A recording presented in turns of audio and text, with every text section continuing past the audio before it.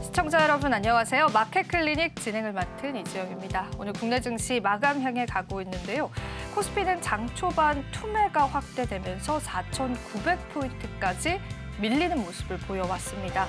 하지만 반도체 업종 쪽으로 지금 현재는 저가 매수세가 일부 유입되고 있습니다. 반등을 시도하고 있는 시점이어서요. 앞으로의 방향성 중요할 것 같습니다. 저희 방송은요, 다양한 채널 통해서 여러분들이 시청하실 수가 있고요. 저희 방송 제공해드리는 정보는 투자 판단에 대한 조언일 뿐입니다. 그 부분도 유의 부탁드리겠습니다. 오늘도 투자 인사이트를 통해서 증시를 꿰뚫어보는 뉴스들을 모아보겠습니다. 먼저 오늘의 5가지 헤드라인부터 만나보시죠. 오늘 첫 번째 헤드라인입니다. 고위 관계자로부터 며칠 내 북과의 관계에 진전이 있을 것이다 라는 발언이 쏟아져 나왔습니다. 북미 대화까지는 아니지만 남북 경협 관련주들이 일부 움직임을 장 초반 나타냈고요. 현대 엘리베이터가 오늘 2% 상승합니다.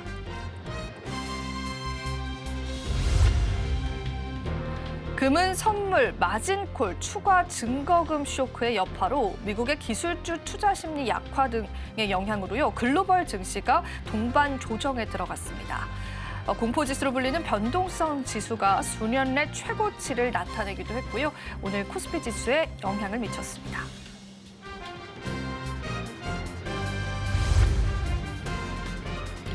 당정청이 대형마트의 새벽 배송을 허용하는 방안을 논의했다고 알려졌으면서 오늘 장 초반부터 이마트의 주가가 상승했습니다.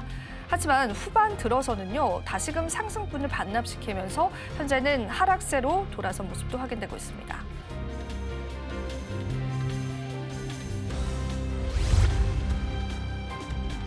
메리츠증권에서는 HL만도에 대해서 미국의 로보택시 기업들이 모두 만도의 샤시 부품을 채택하고 있다고 설명했습니다. 그러면서 투자 의견 매수를 유지하고요. 목표 주가는 76,000원으로 상향 조정했는데요. 오늘 HL만도는 하락합니다.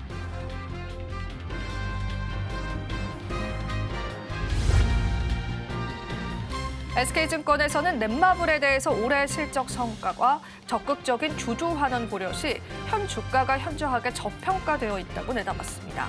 목표 주가를 79,000원으로 제시했고요. 오늘 넷마블의 주가 같은 경우에는요, 급등 양상을 시현하고 있습니다.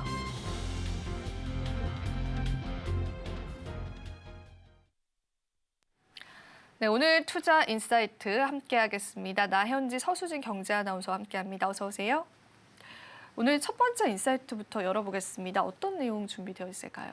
네, 오늘의 첫 번째 인사이트는 로봇 관련된 소식 가지고 왔습니다. 오늘 변동성이 큰 장세 속에서 로봇주 선별적인 흐름이 보여지고 있는데요. 그중에서도 HL만도 한번 짚어보도록 하겠습니다. HL만도 주가가 현재 7% 정도 급락하고 있습니다. 하락 배경은 4분기 실적이 약 420억 원 규모의 일회성 품질 비용과 북미 관세 리스크가 반영됐다라는 평가입니다. 이 단기 실적 충격이 투자 심리를 빠르게 식히고 있는 모습인데요. 다만 시장의 시선은 여전히 미국 로보택시 법안 셀프 드라이브 액트에 쏠려 있습니다. 메리츠증권은 목표 주가를 76,000원으로 올리면서 현재 샌프란시스코에서 상용 서비스 중인 로보택시 3개 브랜드가 모두 이 만도의 샤시를 사용하고 있다는 점을 긍정적으로 평가했습니다. 오는 9월 미국 상원에서 관련 법안이 통과될 경우에 테슬라 중심으로 이 로보택시의 확산 속도가 빨라질 가능성이 큰 상황인데요. 이렇게 된다면 HL만도의 기업 가치도 재평가될 수 있다라는 분석입니다.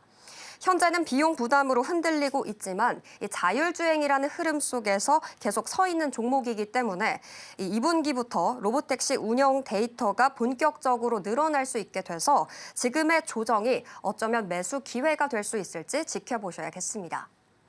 네, 현재 로봇주들 흐름 한번 살펴보겠습니다. 한국 PIM은요, 이 로봇 전기차에 쓰이는 초정밀 금속 부품 생산 기업인데요. 현재 2%대 상승 불키면서 62,000원 선에서 거래되고 있고요. 또 휴림 로봇은 물류 서비스 분야의 로봇 시장이 확대가 되면서 현재 1.3% 빨간불 켜고 있습니다. 반면에 대동기어는 5%대 낙폭 키워가고 있고요. 자화전자도 0.27%대 하락불 켜고 있습니다. 그렇다면 이 중에서 대동기어 한번 살펴보도록 하겠습니다. 대동기어는 기존 농기계 엔진 부품 회사에서 이제 로봇 핵심 부품 기업으로 변신을 시도하고 있습니다. 어제 발표된 로봇 액추에이터 개발 소식이 이 주가의 탄력을 오전장에 줬었는데요. 액추에이터는 로봇의 움직임을 담당하는 핵심 부품으로 로봇 원가의 약 60%를 차지합니다. 대동기어는 이 감속기까지 함께 내재화해서 가격 경쟁력을 확보하겠다라는 전략인데요. 이 변화가 이 본업이 안정적으로 성장했기 때문에 가능했다라고 합니다. 그러니까 최근 글로벌 톱3 농기계 업체와 약 710억 원 규모의 공급 계약을 체결했고요. 2026년 전기차 부품 매출도 거의 330억 원 수준까지 늘어났습니다. 시장은 이제 대동기어를 농기계 테마주가 아니라 이 피지컬 AI 하드웨어 공급사로 보기 시작했습니다. 상반기에 공개될 이 액추에이터 시제품이 만약에 실제 공급 계약으로 이어지게 된다면 실적 개선으로 이어지지 않을까 하는 기대감도 가지고 있는데요. 오늘 장 초반 상승 출발했던 대동기어 현재 4%대 하락불 켜고 있습니다. 네, 이어서 유진 로봇도 함께 살펴보도록 하겠습니다. 이제 로봇 청소기 회사가 아니라요. 물류 자동화와 스마트 팩토리 중심의 B2B 기업으로 체질을 확실하게 바꿨습니다. 지난해 매출이 거의 260억 원으로 전년 대비 35% 상승을 했는데요. 로봇이 산업 현장의 필수 설비가 됐다라는 점이 이 부분에서 보여집니다. 자율주행 물류 로봇 고카트가 병원과 자동차 부품 공장에서 실제 생산성 개선 사례를 만들고 있습니다. 회사는 2026년까지 AMS 사업부 매출을 2배로 키운다라는 목표까지 제시했는데요. 로봇 도입이 본격적인 인프라 투자 단계로 넘어가고 있다라는 신호입니다. 아직은 적자지만 매출 증가 속도가 빠르면서 손익분기점에 가까워지고 있는 단계입니다. 적자폭이 눈에 띄게 줄어드는 시점이 이 주가 재평가의 분기점이 될 것으로 보이는데요. 이번에 4%대 상승불 켜면서 3만 1,000원 선으로 올라온 모습입니다. 네, 이어서 신성 델타테크도 살펴보도록 하겠습니다. 오늘 하락 출발했었는데 현재 상승 전환하면서 2%대 상승불 켜고 있고요. 7만 1,000원 선에서 거래가 진행되고 있습니다. 반면에 네페스는 0.58% 덜어내고 있는 모습이고요. 18,000원 선에서 거래가 되고 있습니다. 푸른 기술은 협동 로봇 솔루션 등 로봇 자동화 또 작업 지원 시스템으로 로봇 테마에 편입한 종목인데요. 현재 1.12% 상승불 켜고 있고요. 지난주 구글과 애플의 초소형 액추에이터라는 공급을 한다라는 소식에 함께 상승했었던 로보티즈 3거래일 연속 파란불 켜고 있습니다. 현재 7%대 낙폭 키우고 있습니다. 네, 지금까지 첫 번째 투자 인사이트 로봇주 관련해서 살펴봤는데요. 다음 인사이트는 나연지 경제 아나운서가 준비해주고 있습니다. 이어서 어떤 내용 더 살펴볼까요? 네, 오늘은 게임주와 관련한 이슈들 준비를 해봤는데요. 먼저 메인 이슈인 넷마블 살펴보도록 하겠습니다. 넷마블이 실적 성장과 강력한 주주환원 정책을 발표하면서 시장에 뜨거운 관심을 받고 있습니다. 어제 발표된 실적에 따르면요, 넷마블은 지난해 매출액 7,976억 원, 영업이익은 1,108억 원을 기록하면서 역대 최대 분기 매출을 달성하기도 했습니다. 이는 직전 분기 대비 매출은 약 15%, 그리고 영업이익은 22%가량 상승한 수치인데요. 성장의 배경에는 해외 게임들의 성수기 효과와 또 기존작들의 지역 확장 성과가 있었습니다. 특히나 주목할 만한 점은요, 수익성의 개선입니다. PC 결제 비중이 확대가 되면서 앱마켓에 지불하던 수수료가 줄어들게 된 게 영업이익에 긍정적인 영향을 미치기도 했습니다. 여기에 넷마블은 투자자들을 설레게 할 수 있는 주주환원 보따리를 풀기도 했는데요.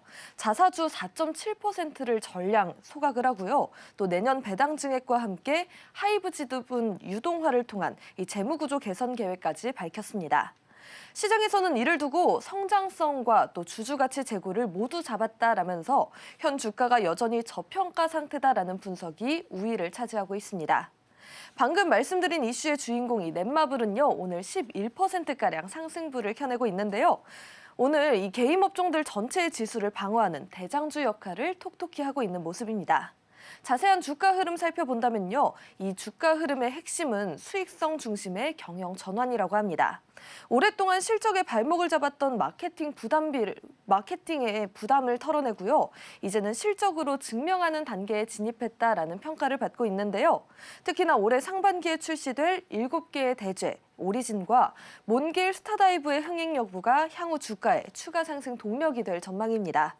하이브 지분 매각을 통한 현금 확보로 인해서 재무 건정성까지 확보를 하기 때문에 업종 내 최선호주다라는 입지는 더욱더 탄탄해질 것으로 기대가 됩니다. 전반적인 개인주들의 흐름 살펴보도록 하겠습니다. 먼저 넷마블 오늘 8%대 강세 현재 그려내고 있고요. 데브시스터즈도 오늘 2%가량 상승불 켜내고 있습니다. 이어서 W게임즈는요. 소셜 카지노 시장 내 독보적인 장수 IP를 통해서 이 경쟁력을 바탕으로 안정적인 수익 구조를 창출해내고 있습니다. 오늘 4%대 빨간불 켜내는 모습입니다. NC소프트는요. 리니지 클래식의 프리오픈을 시작하게 되면서 현재 초기 버전의 향수를 자극해 반등을 노리고 있는 모습입니다. 오늘 빨간불을 켜내는 데 성공하면서 강보합권에 머물고 있습니다. 21만 원 선에 거래가 되고 있고요. 크래프톤은 오늘 2%대 조정을 받는 모습입니다. 23만 원 선에서 거래가 되고 있는데요. 유망한 신생게임사에 적극적으로 초기 투자를 통해서요. 제2의 배틀그라운드 신화를 발굴하는 선순환 구조를 만들겠다라는 전략을 펼치고 있습니다. 그럼 이어서 다음 종목들도 살펴보도록 하겠습니다. 네, 이어서 볼 종목은 조이시티입니다. 조이시티 오늘 2%대 강세 그려내고 있습니다. 신작 프리스타일 풋볼2의 글로벌 테스트를 성공적으로 마치면서요. 콘솔 시장 진출 기대감을 높여나가고 있습니다. 다음 종목은 펄어비스인데요. 펄어비스 현재 보합권에서 움직이고 있습니다. 기대작인 붉은 사막의 개발 순항 소식과 함께 투자 심리가 조금씩 다시 살아나고 있는 모습을 보여주고 있습니다. 이어서 넥슨게임즈는요. 견조한 성과에도 불구하고 최근 단기 차익 실현 매물이 출현하면서 숨고르기 장세를 펼쳐내고 있는데요. 오늘도 약보합권에 거래가 되고 있습니다. 12,400원에 현재 거래가 되고 있는 모습이고요. 웹제는요. 이 신작 드래곤 소드 출시와 함께 또 준비 중인 뮤 IP의 안정적인 매출 유지를 깨하고 있습니다. 다만 오늘 1%대 낙폭 그려내면서 14,000원 선에 거래가 되고 있습니다. 네오위즈도 장 초반 등락을 반복하다 현재는 2%대 하락세를 그려내며 27,000원 선에 거래가 되는 모습입니다. 이 가운데 마지막으로 살펴볼 종목 보겠습니다. 바로 데브시스터즈인데요. 데브시스터즈 현재 2.9% 상승하며 1,050원 상승한 36,000원 선에 거래가 되고 있습니다. 최근 주가 흐름 다소 약세를 보여왔지만 오늘은 중 38,000원 선까지 오르며 강세를 그려내고 있는데요. 이 회사는요, 올해 확장과 진화의 원년으로 삼고 강력한 반전을 준비 중이라고 합니다. 핵심 전략은 쿠키런 유니버스의 본격적인 가동입니다. 500여 종의 캐릭터를 하나로 연결하면서요, 이 마케팅 비용은 낮추고 또 흥행 타율은 높이는 고효율 구조를 만들겠다라는 계획인데요. 특히 오는 3월 출시 예정인 이 쿠키런 오븐 스매시는 장르와 플랫폼을 동시에 확장하는 중요한 시험대가 될 것으로 보입니다. 3월 온라인 쇼케이스인 데브나우에서 공개될 구체적인 로드맵과 또 신작 성과에 따라서 주가 흐름이 반전될 가능성이 높은 상황입니다. 지금까지 넷마블을 중심으로 게임주들 이슈 관련해서 살펴봤는데요. 지금까지 오늘 시장에서 주목해볼 만한 투자 인사이트였습니다.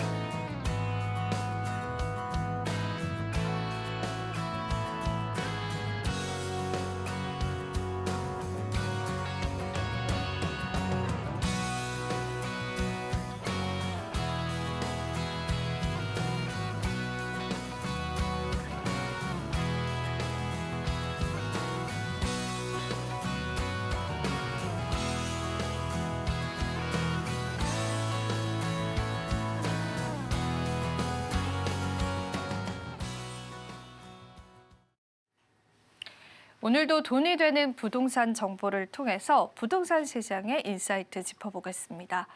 최근 부동산 시장에 매물이 급격하게 쏟아지고 있는 지역이 있습니다. 가격 하락을 예고하고 나섰는데요. 그 지역이 다른 지역이 아니라 강남이다라는 분석입니다. 하나하나 이야기 체크해 보겠습니다. 자, 우리가 강남 지역 같은 경우에는 절세 급매가 쏟아지고 있는 현상을 지난번에도 한번 언급을 해드렸는데요.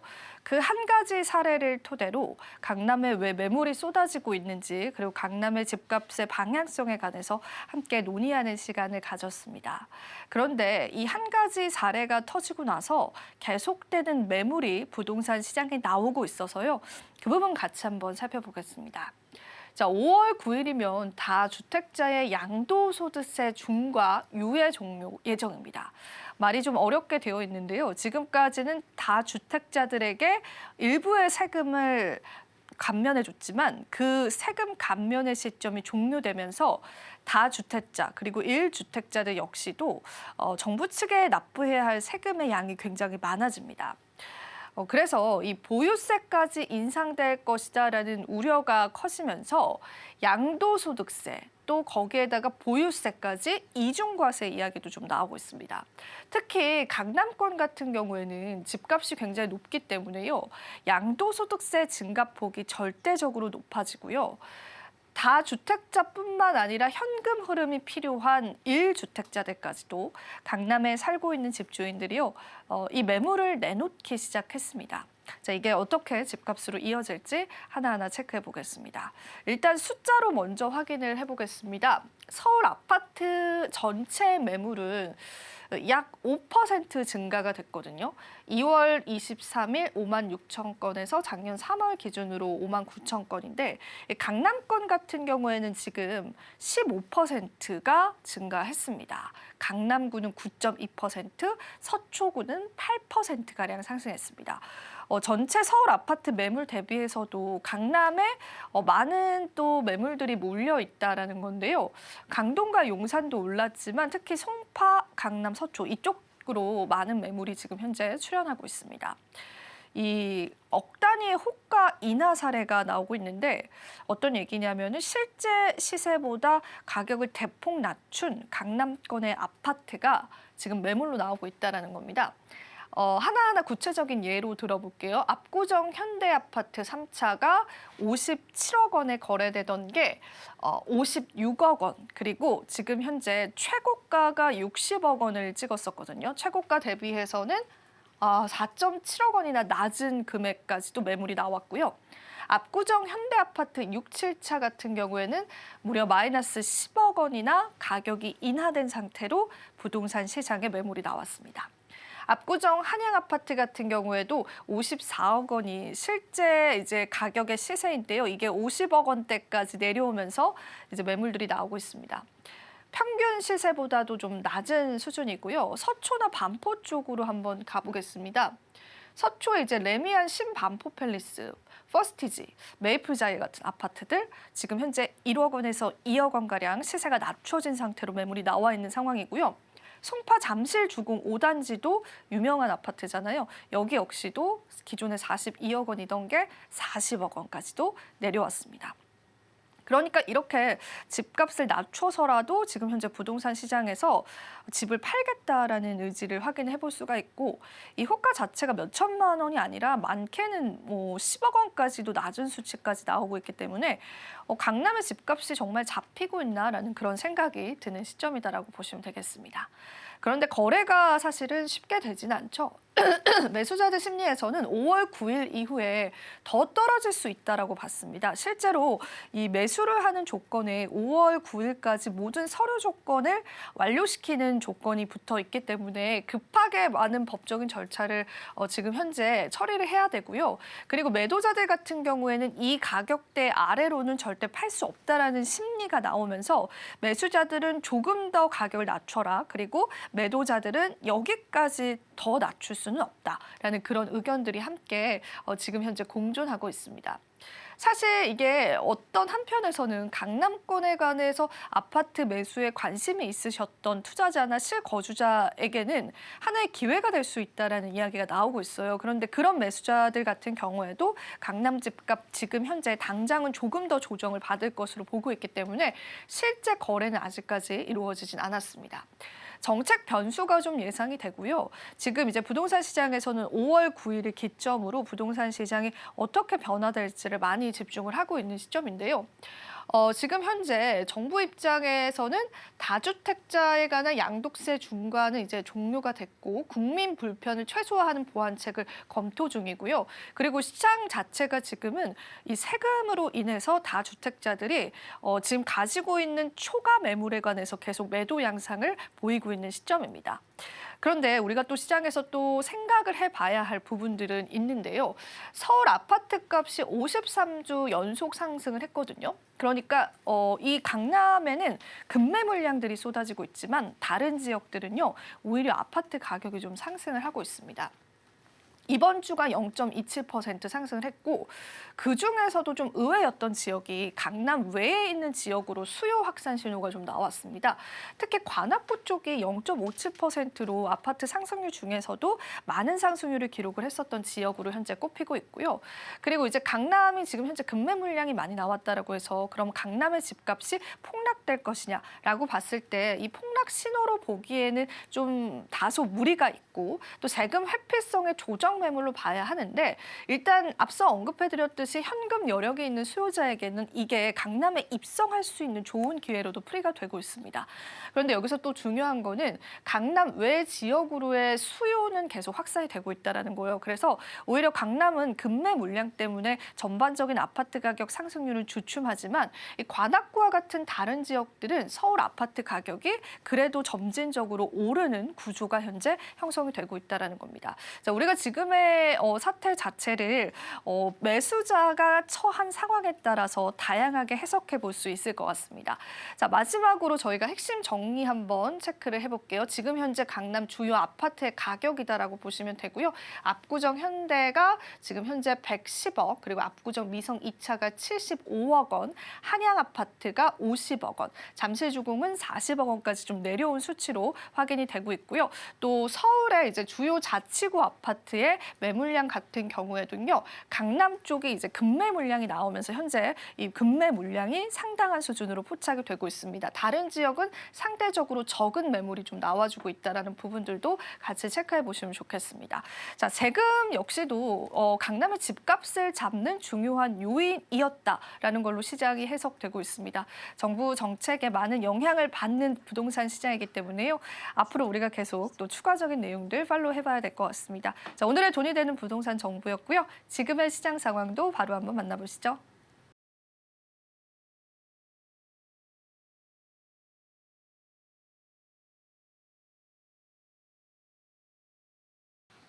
네, 오늘의 마켓 투자 키워드 시간입니다. 자, 오늘도 서수진, 나현지 경제아나운서와 함께하겠습니다. 어서 오세요.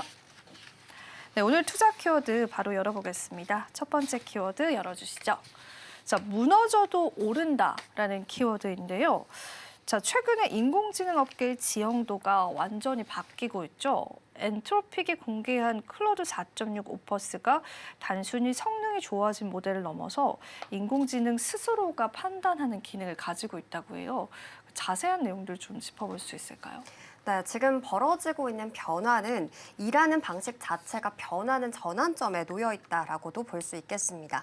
지금까지 AI는 사람이 시키는 일을 하는 보조도구였다면 클로드 4.6은 최종 목표만 주면 스스로 계획을 세우고 또 오류를 찾아서 고치며 결과물을 만들어내는 단계에 들어섰습니다. 이 흐름이 본격화되자 오픈 AI도 곧바로 맞불을 놓게 됐는데요. 최근 에이전트형 코딩 모델 GPT 5.3 코덱스를 공개하면서 엔트로픽이 빠르게 잠식하던 기업용 AI 시장 주도권 회복에 나선 겁니다.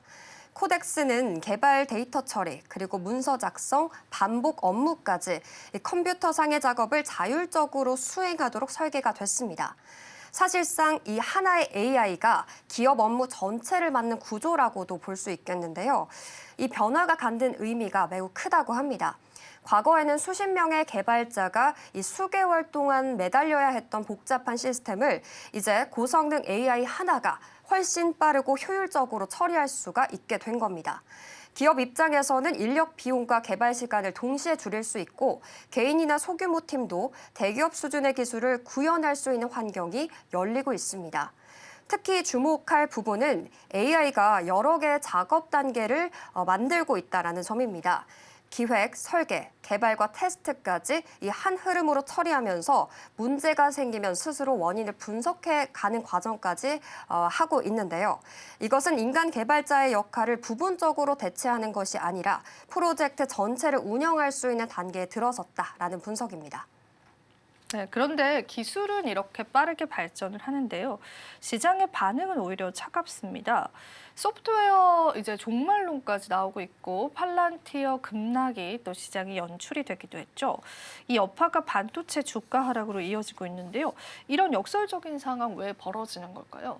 네, 이제 투자자들이 AI 기술에 대해서 냉정하게 평가하고 있기 때문입니다. 핵심은 AI가 고도화될수록 기존 소프트웨어 회사 그리고 이것을 지탱하는 클라우드 기업들이 설 자리가 줄어들지 않겠냐 하는 분석입니다. 가장 먼저 타격을 입었던 건 데이터 분석 기업 팔란티어였습니다. 팔란티어의 급락은 실적 부진이 아니라 AI 에이전트가 기존의 기업용 소프트웨어를 대체할 수 있다라는 구조적 불안이 트리거가 됐습니다. 그런데 만약 기업들이 수천억 원을 들여서 별도의 소프트웨어를 사지 않고 이 고성능 AI 하나로 업무를 자동화하는 시대가 오게 된다면 기존 소프트웨어 기업들의 비즈니스 모델이 붕괴될 수밖에 없는 상황인데요. 이러한 불안이 곧장 이 시장을 지배하던 빅테크 기업으로 옮겨 붙었습니다. 소프트웨어 기업들이 무너지게 된다면 이들을 핵심 고객으로 둔 마이크로소프트 그리고 아마존 같은 클라우드 기업의 수익성도 떨어질 수 있게 되는데요. 이 여파로 실제로 마이크로소프트는 시가총액 3조 달성 선이 붕괴가 됐고요. 아마존 역시 실적 우려까지 겹치면서 4%대 하락세를 보였습니다. 기술주 전반이 얼어붙은 모습이었는데요. 소프트웨어 업계가 위축이 되고 클라우드 매출 감소가 우려되면서 빅테크 투자 속도가 더뎌질 것이다라는 이야기가 나오고 있고요. AI 반도체 주문마저 줄어들 것이 아닌가 하는 공포감까지 나오고 있는 상황입니다. 그러니까 지금 시장의 급락이 기술 자체의 문제가 아니라 AI가 이 기존 산업 생태계를 파괴하는 과정에서 수익 구조의 불확실한 부분이 이 부분의 문제가 된 것으로 보여집니다. 네, 좋습니다. 자, 이런 불만 속에서도 하드웨어 패권은 여전히 유효하다는 분석이 좀 나오고 있는데요. 특히 엔비디아 중심 구조에서 한국의 반도체 기업들이 오히려 기회를 잡을 수 있다는 그런 분석이 나와요. 이 근거가 좀 궁금해집니다. 어떤 근거일까요? 우선 AI가 아무리 똑똑해진다고 해도 사실 AI를 움직일 수 있는 건 반도체입니다. 그래서 현재 이 글로벌 AI 산업의 구조를 보면요. 엔비디아가 GPU, 그러니까 두뇌를 설계하고 삼성전자와 SK하이닉스가 기억장치, 그러니까 HBM을 공급하는 형태입니다. 어떤 AI 모델이 승리하든지 이 조합 없이는 구동 자체가 불가능한 상황인데요. 특히 소프트웨어와 달리 반도체는 단기간에 대체가 불가능합니다. 알고리즘은 바뀔 수 있지만 이 알고리즘을 감당할 성능 좋은 메모리 생산은 하루아침에 구축이 되지 않는데요. 실제로 AI 에이전트가 고도화될수록 데이터 처리량이 기하급수적으로 늘어나게 되고요. 현장에서는 GPU보다 메모리에서 먼저 병목 현상이 생길 것이다 라고 분석하고 있습니다. 업계가 이 메모리를 AI 시대에 숨겨진 핵심 자산으로 평가하는 게 바로 이 부분인데요. 젠슨 황 엔비디아 CEO도 이 이야기에 힘을 실어줬습니다. 젠슨 황은 AI가 이 모든 것을 대체할 것이다라는 이야기에 대해서 세상에서 가장 비논리적인 이야기이다라고 반박을 했는데요. AI 혁신이 새로운 도구를 발명하는 게 아니라 이미 잘 설계된 도구의 활용을 강화하는 방안이다라고 강조했습니다. 즉 AI가 이 소프트 기업을 죽이는 게 아니라 이 도구를 더 잘 쓰게 만드는 증폭제 역할을 할 것이다라는 분석인데요. 따라서 한국 반도체 기업들은 엔비디아 중심의 새로운 질서 안에서 단순히 부품을 공급하는 것에 그치는 것이 아니라 이 대체 불가능한 핵심 파트너로서의 입지를 다져나갈 생각입니다. 네, 좋습니다. 자, 그러면은 다음 질문을 좀 들어볼게요. 그 파트너사 중에 하나이죠. SK하이닉스에 대한 이야기를 좀 나눠보겠습니다. 그 SK하이닉스는 그 안정성을 무기로 시장의 지배력을 좀 강화하고 있는데요. 이 전략의 핵심적인 것들은 무엇일까요? 네, SK하이닉스는 화려한 기술보다는 검증된 기술을 바탕으로 확실하게 돈이 되는 구조를 만들고 있습니다. 그러니까 이미 새로운 공정에 무리하게 도전하기보다 이미 완성도가 입증된 기술을 고도화해서 수율을 끌어올리고 그리고 이를 통해서 안정적인 양산 체계를 구축하려고 하는 것인데요. 이 접근 방식이 엔비디아 같은 고객사 입장에서는 매우 매력적입니다. 차세대 HBM에서도 기존 공정을 유지하면서 속도와 안정성을 동시에 확보했고요. 그 결과 엔비디아의 대규모 물량을 안정적으로 소화할 수 있는 파트너사로 자리 잡았습니다. 또 SK하이닉스는 38억 7천만 달러, 그러니까 우리 돈 5조가량을 투자해서 미국 인디애나주에 짓기로 한 첨단 패키징 공장 건설도 조만간 본 궤도에 오를 전망인데요. 오늘장에서 조정이 나오기는 했지만 증권가에서는 여전히 이 투자 수익률이나 명확한 킬러 애플리케이션에 대해서 논의가 진행 중이지만 이 메모리를 확보하지 못할 때 발생할 수 있는 기회 비용이 크게 확대됐기 때문에 AI 투자를 멈추지 어려울 것이다라고도 전망하기도 했습니다. 네, 좋습니다. 우리가 또 다양한 내용들을 좀 짚어보고 있습니다.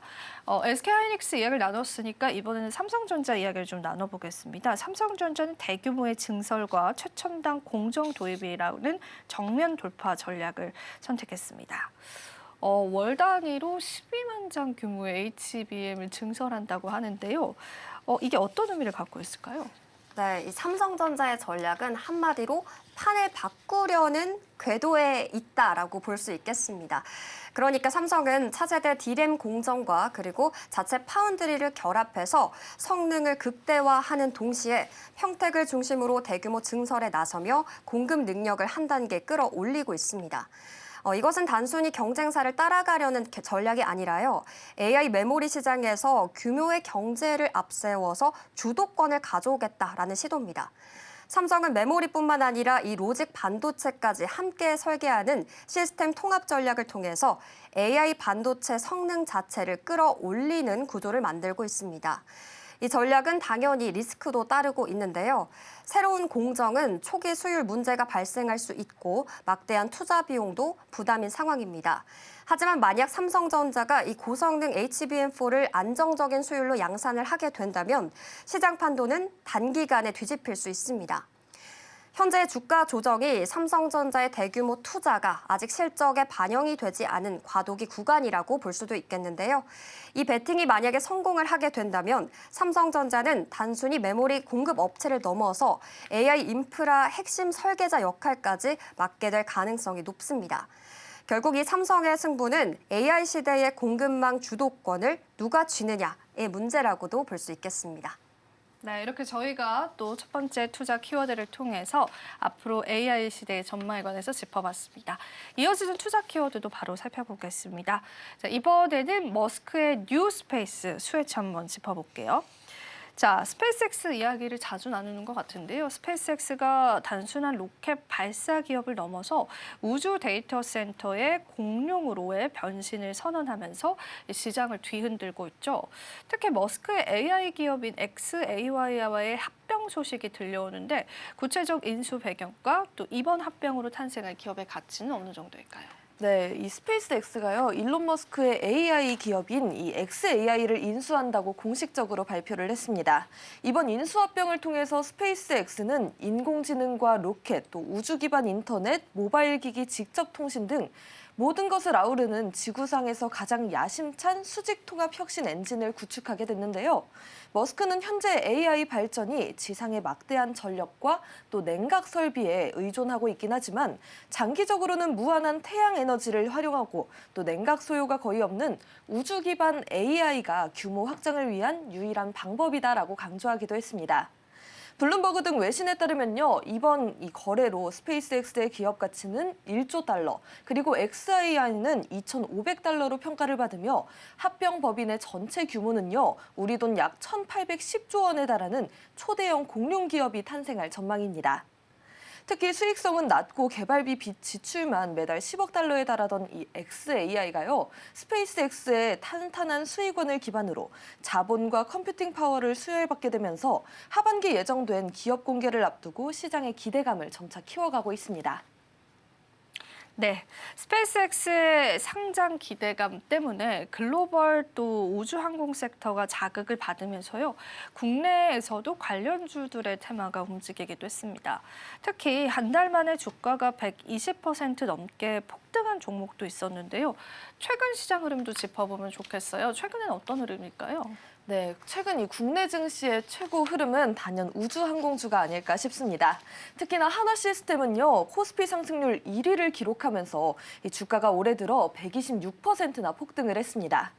시가총액이 22조 원을 돌파하기도 했는데 이 방산 수출 호조에 더해 제주 우주센터를 거점으로 한 우주제조 기반의 확장, 그리고 미국의 조선협력 기대감이 맞물린 결과로 풀이가 됩니다.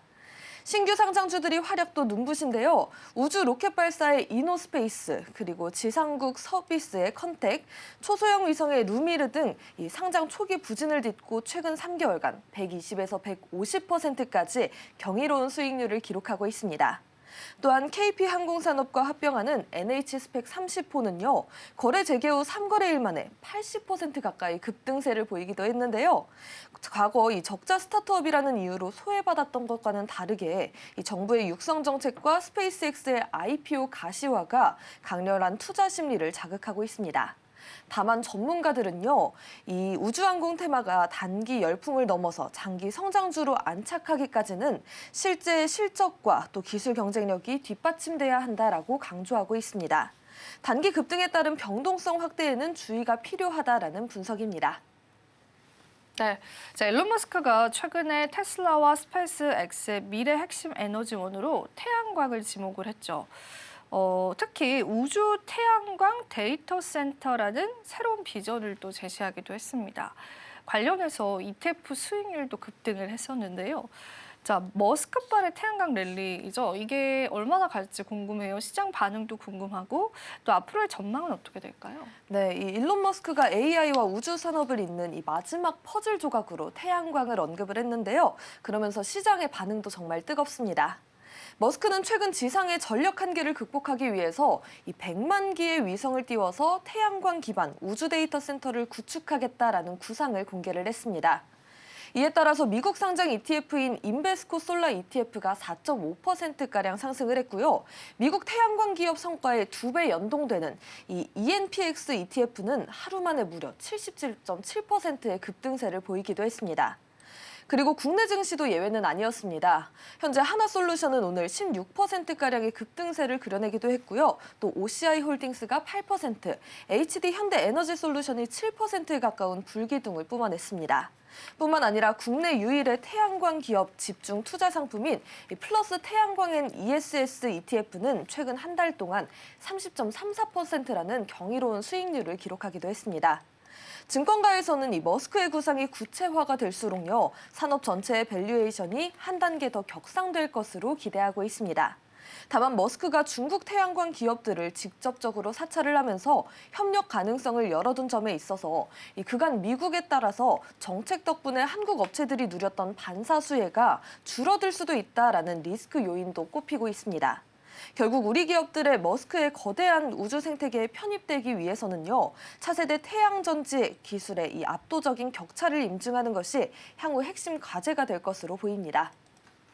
네, 좋습니다. 자, 스페이스X가 이제 위성 인터넷인 스타링크를 기반으로요, 사업 영역을 공격적으로 확장을 하고 있습니다.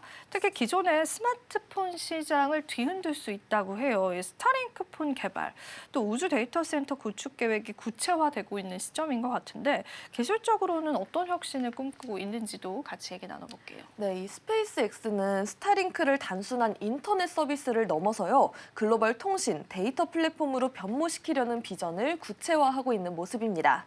우선 스타링크 모바일이라는 상표를 출원하고 위성과 직접 연결되는 이 스마트폰 개발을 검토 중이라고 하는데요. 머스크는 이에 대해서는 이 기존 휴대폰과 전혀 다른 기기가 될 것이다 라면서 AI 핵심인 신경망 구동에 최적화된 장치를 시사하기도 했습니다. 또한 우주 궤도에 100만 개의 위성을 쏴서 이 태양 에너지를 완전히 이용하는 우주 데이터 센터 건설도 추진 중에 있는데요. 매년 100기가와트의 AI 연산 용량을 추가해서 지구 어디서나 저렴하게 이 AI 모델을 훈련하겠다라는 구상이기도 합니다.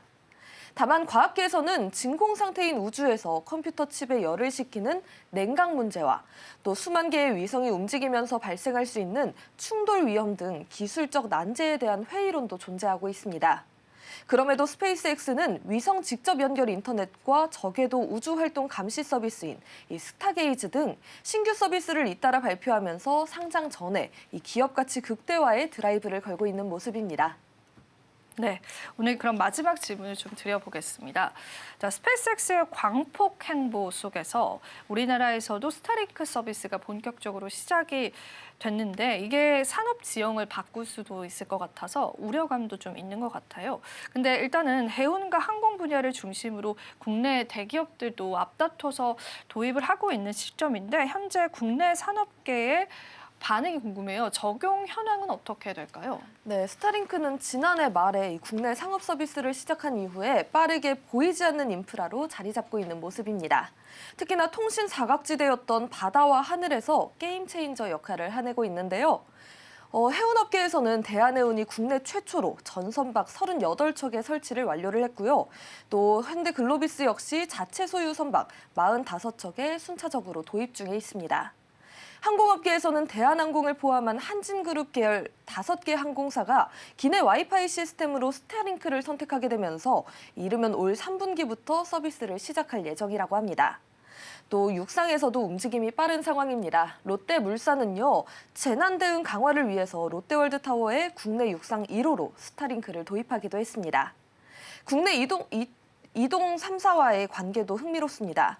경쟁보다는 협력을 택하면서 SK텔링크와 또 KT셋이 공식 리셀러로 나서고 있습니다. 다만 정치권과 산업계 일각에서는요, 외국 민간 기업이 이 국가 핵심 인프라인 통신망을 장악하게 될 경우에는 발생할 수 있는 이 통신 주권 침해와 또 데이터 빈출 등 안보 측면에서의 우려도 제기되고 있습니다. 그러면서 이 기술적 수용과 또 제도적인 안전망 사이의 논의가 활발히 진행되고 있는 모습입니다. 네, 이렇게 저희가 또 오늘 마켓 투자 키워드를 통해서 시장 전략들을 같이 한번 짚어봤습니다. 자, 앞으로 또 관련 사업의 확정에 따라 국내 기업들의 수혜들 같이 짚어보면 좋겠습니다. 자, 오늘 저희가 준비한 소식은 여기까지이고요. 저희 방송에서 제공해드리는 정보는 투자 판단에 대한 조언일 뿐입니다. 가치 판단과 상승 하락을 보장하고 있진 않다는 점 다시 한 번 더 유의 부탁드리도록 하겠습니다. 잠시 후 마켓 클리닉 2부에서는요. 마감장 전략 이어집니다. 저희와 함께 계속되는 점검 받아보시면 좋겠고요. 저희는 여기서 인사드리도록 하겠습니다. 오늘도 시청해주신 여러분 고맙습니다.